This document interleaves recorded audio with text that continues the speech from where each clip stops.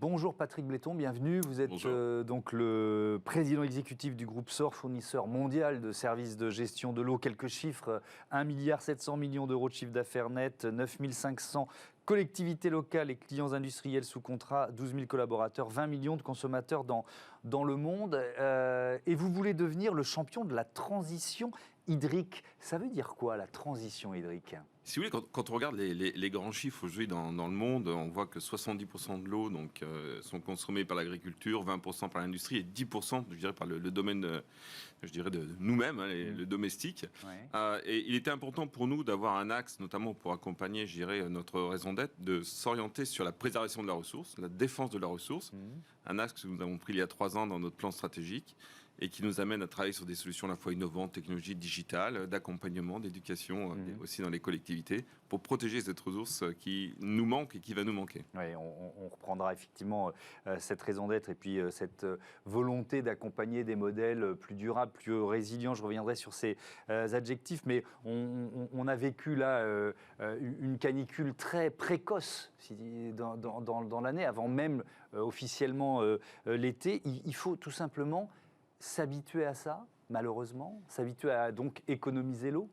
Je regardais en attendant sur vos écrans, on me disait, est-ce le début de la canicule ? Les problèmes de canicule ont démarré dès les années 70 en réalité. Donc le politique ne s'en est pas forcément, n'a pas concentré ses efforts sur ces sujets-là. On commence d'en parler à la COP26, COP27, mais on voit très bien que de 1970 jusqu'à 2035, une carte de France qui était dans le vert est passée à l'orange et passe dans le rouge en 2035, voire 2050. Donc la réalité des faits est là. Aujourd'hui, nous avons des collectivités qui souffrent d'un manque d'eau. Et il est important pour nous, nos 12 000 salariés, je dirais, de pouvoir répondre à ces besoins.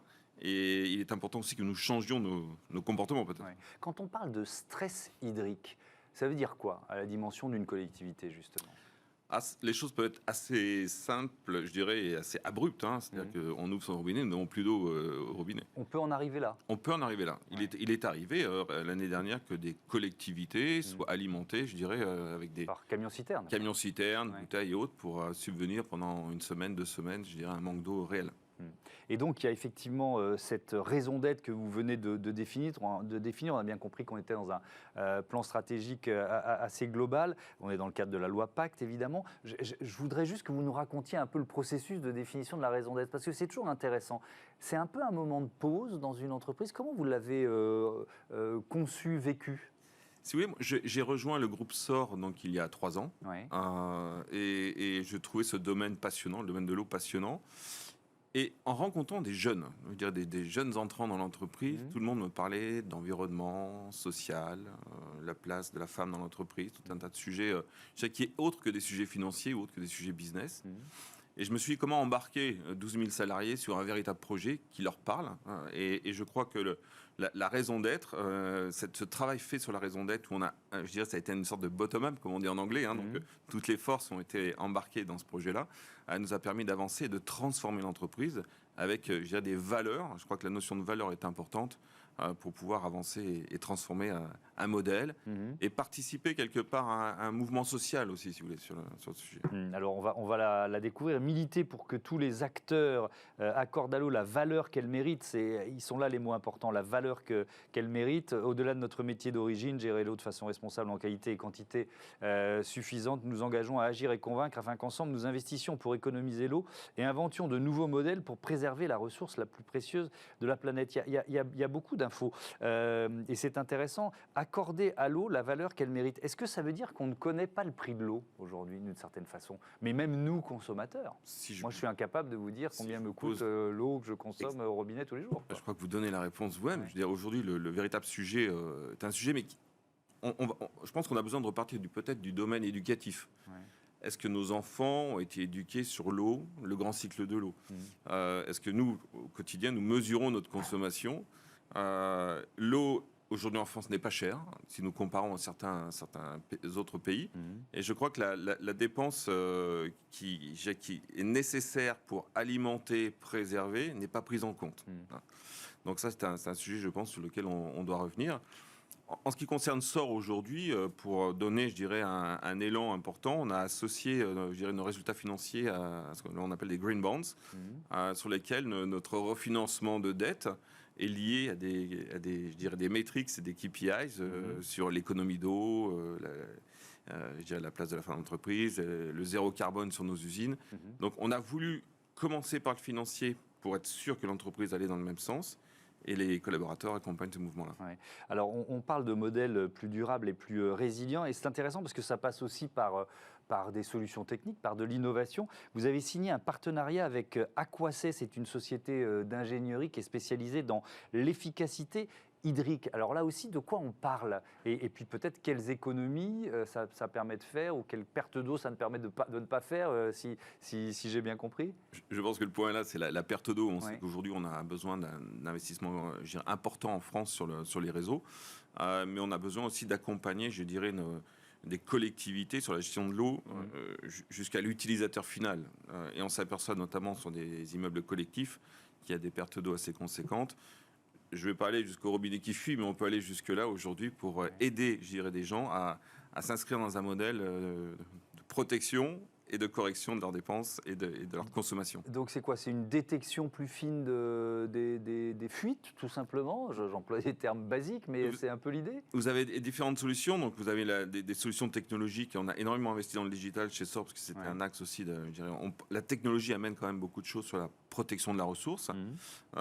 Donc aujourd'hui, on est capable de mesurer les consommations à l'utilisateur final, pas seulement au compteur, mais aussi par différents éléments, je dirais, qui peuvent être dans soit une cuisine, soit une salle de bain. Et on va proposer ça aux collectivités. J'ai une maintenance prédictive sur les fuites aussi, donc ça c'est important pour que nos techniciens puissent être beaucoup plus efficaces. Et puis des sujets autres, et notamment sur une autre start-up que nous avons au sein du groupe, qui nous permet d'évaluer la notion des nappes phréatiques. Donc, à quel niveau sont les nappes phréatiques pour pouvoir basculer d'une à une autre sans se trouver dans des situations de stress pour les collectivités. Ouais. Le groupe SOR rachète aussi la branche eau mobile de Veolia Mobile Water Service. De quel c'était, on peut dire, peut-être une opportunité de marché, puisque Veolia devait se mettre en conformité avec en matière de concurrence auprès de la Commission européenne, j'y arrive. Donc, pourquoi ce rachat? Qu'est-ce que ça représente pour vous? Si vous voulez, ce rachat est très important parce qu'il est complémentaire à une activité que nous avions déjà au sein de nos eaux industrielles, puisque nous avons une division d'eau industrielle dont le siège est aux Pays-Bas. Et donc ce rachat vient nous donner une couverture géographique beaucoup plus importante et aussi une capacité d'investissement qui va être totalement différente sur les années à venir. Quand on parle je reviens à la raison d'être pour terminer cet entretien, vous dites inventer de nouveaux modèles. Ça veut dire quoi? Je pense, moi je viens d'un autre domaine, je ne suis pas issu du domaine de l'eau, et je pense qu'aujourd'hui, et je suis même élu dans une collectivité, et je pense qu'il est important de transformer ce modèle où une entreprise est rémunérée au volume quand on rentre dans des périodes de stress hydrique. Voilà. Et donc aujourd'hui, on a un contrat notamment sur la ville d'Agen et sur lequel on est sur de l'économie d'eau. On a économisé l'année dernière 1 million de mètres cubes avec des engagements très forts. On s'engage aussi donc sur d'autres sujets tels que ce qu'on appelle le reuse, réutiliser l'eau qui est issue de nos stations d'épuration pour arroser. Voilà. Donc on est en train de transformer ça. La ville de Saint-Étienne s'engage très fortement sur des sujets identiques. Donc on voit, je dirais, un mouvement au sein des collectivités où on sort de la notion de volume sur une notion d'économie. C'est intéressant ce que vous nous dites. C'est presque le modèle économique, c'est-à-dire ne plus simplement être rémunéré au volume, c'est ce que vous nous dites. Être rémunéré à l'économie, donc exactement, à la performance. C'est presque une inversion de logique, quoi. Exactement. Donc là, Et là, on va chasser les fuites, vraiment. Beaucoup plus. On les chasse déjà, je vous rassure. Non, j'en doute pas. Mais c'est intéressant de voir ce que vous dites. Ce défi, justement, du réseau, il est gigantesque, le réseau d'eau. Il y a les outils technologiques, vous nous l'avez dit. Il y a la volonté des collectivités, maintenant. Donc, c'est quoi? C'est des investissements lourds qu'il va falloir faire? Ce sont des investissements lourds. À la fois, le privé fait ses propres investissements avec je dirais, des notions de CAPEX sur du long terme pour aider les collectivités. Je pense que les collectivités ont aussi leur part d'investissement à faire. Et puis je pense que l'État aussi, à un moment donné, doit s'engager, notamment après la COP27, je pense qu'on aura des choses un peu plus précises sur l'eau, parce que c'est quelque chose qui commence à monter, les problèmes d'eau. Et c'était pas trop. On parlait beaucoup d'énergie dans les années précédentes, et là on commence un petit peu à aborder les sujets de l'eau, et je pense que le pouvoir politique se rend un peu plus compte, je dirais, du sujet. parce qu'on en souffre. Voilà. Merci beaucoup Patrick Bléton, à bientôt sur Bismart. C'est l'heure de notre débat quand l'hôtellerie ouvre ses portes aux décrocheurs du système scolaire.